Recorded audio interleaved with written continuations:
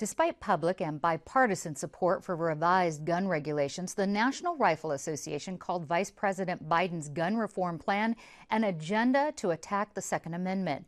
Here with his take on the issue is former Libertarian congressional candidate and Second Amendment advocate Mike Benoit. Mike, thanks for talking to us about this. When you ran for Congress back in 2010, how much of your platform actually was involved or focused on Second Amendment rights? My platform is just focused on human rights in general, so the Second Amendment is just one of those rights.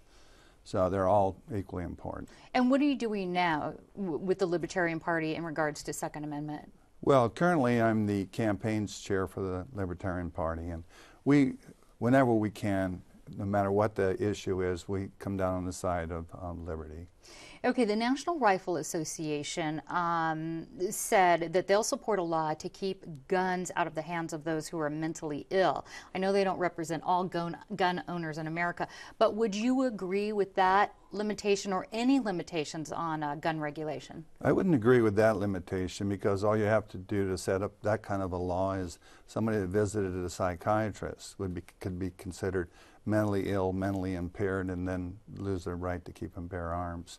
So those kinds of regulations do no good in regards to keeping the guns out of the hands of somebody that might be crazy or go crazy. Do you support background checks for private and gun show sales at all? No, I don't support that either. You know, the idea that, again, we got a background check, we're going to keep the bad guy from getting a gun. The bad guy's going to get the gun if he has to steal the gun. So these are sort of placebos, make people feel good.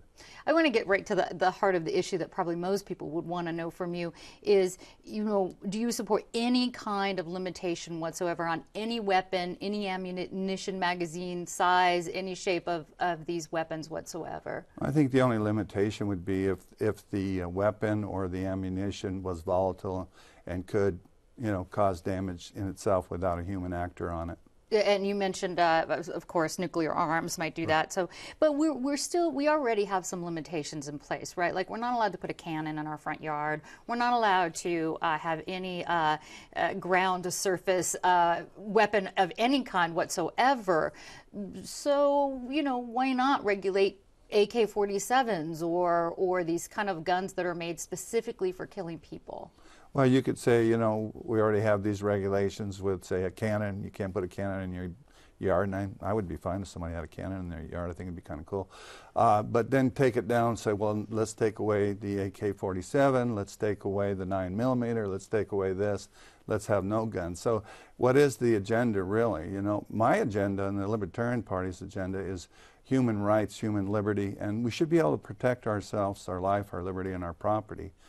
If we have to, with deadly force. We should never use deadly force in an offensive manner, though. Okay, let me get to the one last question here. And aside from the NRA's idea of putting armed guards in schools, what do you think could be done to help thwart these sort of massacre shootings and massacres that we're seeing prevalent?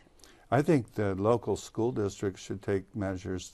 You know, it doesn't have to be a national program, but the local school districts can take measures. The local ordinances, the federal ordinances regarding the gun-free zones ought to be repealed. But if we send our child to school, then we expect the school to, you know, watch out for the safety of our child. So, you know, not a national program, but local. Anything else that you think we could do to prevent, you know, these guns being used for mass destruction? You know what? People are going to go crazy. It's going to happen from time to time. I'd rather not see a situation where the government has all the guns and the people don't have any, because those prove disastrous for us too. Okay, we are out of time. So Mike Benoit, Second Amendment advocate, thank you so much for talking with us. Thank you.